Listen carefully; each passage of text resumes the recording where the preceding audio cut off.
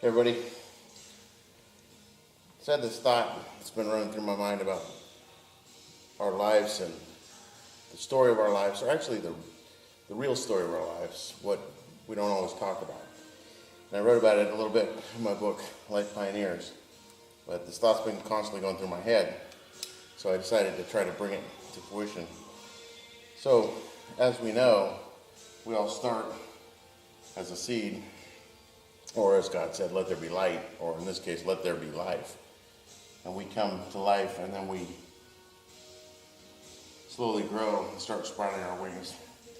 And somewhere along the line, you guys all remember, if you go back in time in your head, hanging out with your cousins and friends and talking about, what life was going to be like.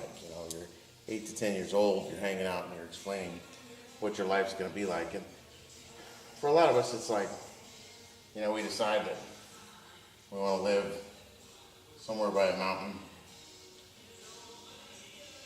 And of course, there's the nice green valley below, because nobody likes to think about anything but the green valleys, right? And then, of course, the way we view our lives, there's always lots of sunshine, because why else would we have that? Because everybody starts out wanting their lives to work. So we decide that we're going to live in this beautiful place, and then beyond that, we start telling the story of where we want to work in the world and what we're going to do and the houses we're going to live in, and they're all pretty grandiose. We decide that we're going to build the house of our dreams.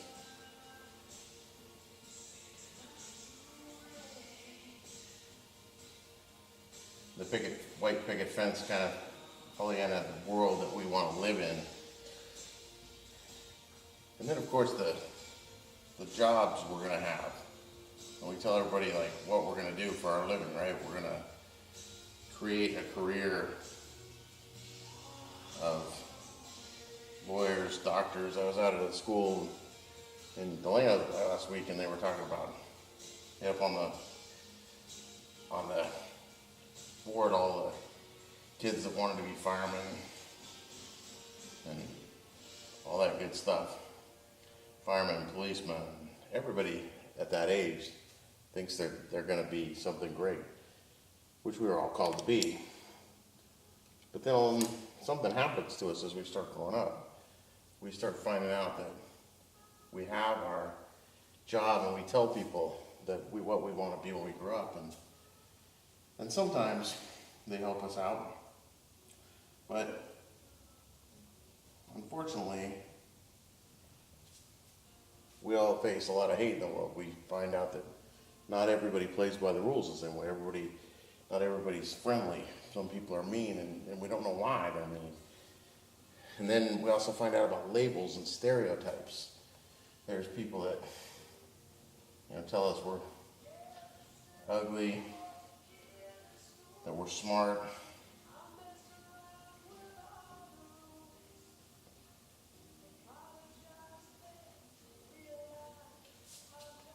that we're athletic,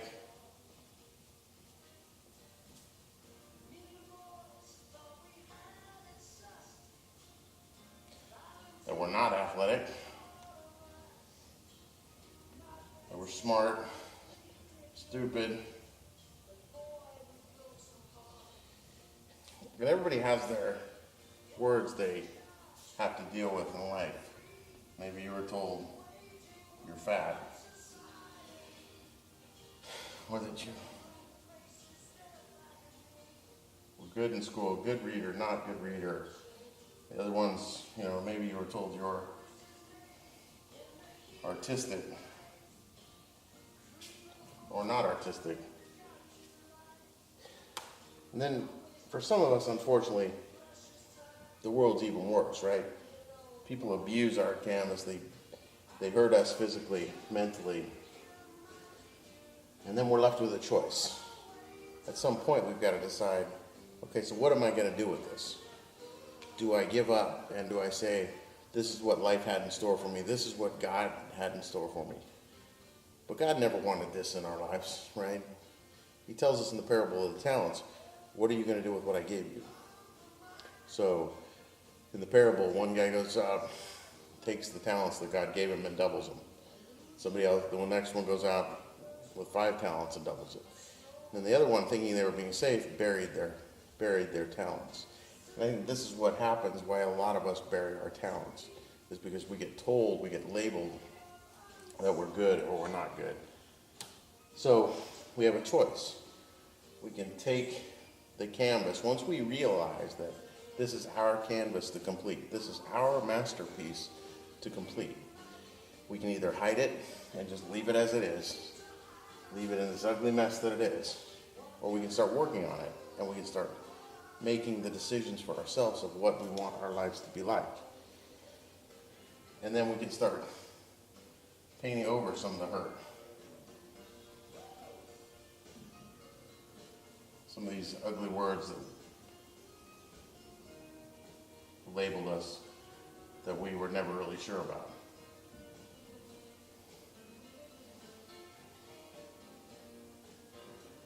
We can decide that, you know what, this isn't what we want to do. Believe me, the one thing that we know that God never said was that, hey, you know what, this is going to be really easy.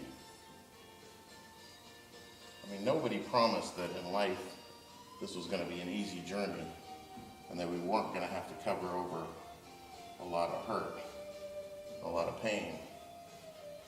But we start realizing that there is more out there, and it comes through various ways, right? Once we take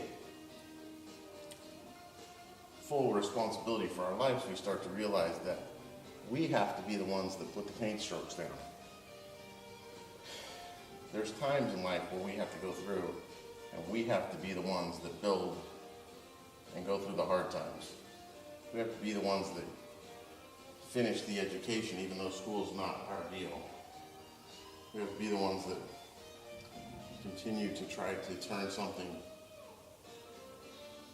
ugly into something more beautiful. And then, I think where the parable of the talents leaves off that we're not really sure is, well, what happens with once you've covered up the damage, right? Once you've gone through and said, you know what, that's not what I wanted. Then we start to realize there's other areas of our lives. There's our health, and we need to continue to work on that because that's the foundation. But then we're also destined to do great things with our careers. And maybe there's those hidden talents that you hid away and put away a long time ago. And then once you become successful, is there time to go out into your community and start to help there?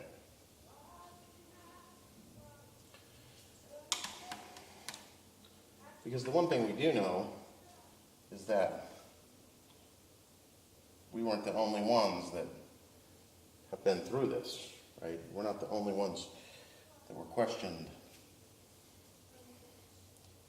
that began to wonder why things happen in life, that wonder why there's pain in the world and suffering when it seems like there shouldn't really be any.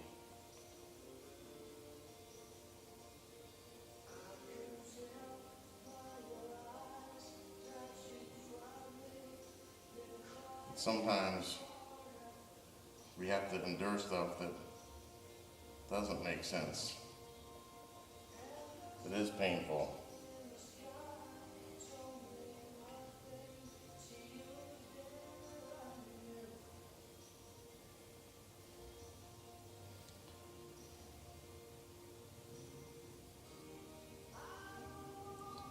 There are wounds that come out and come down, that even sometimes the most innocent people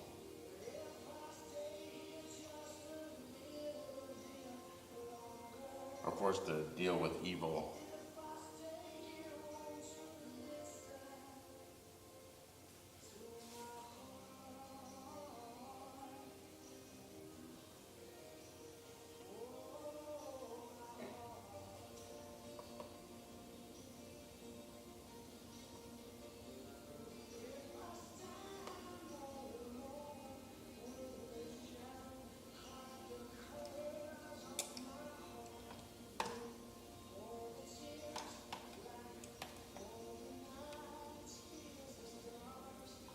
And sometimes we can forget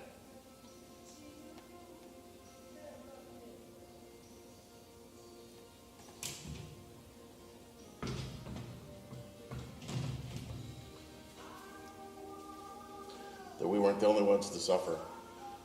The one that was innocent suffered for us. So with that, wherever your canvas is in life, wherever your masterpiece is, pick up the pieces and begin painting and completing your masterpiece.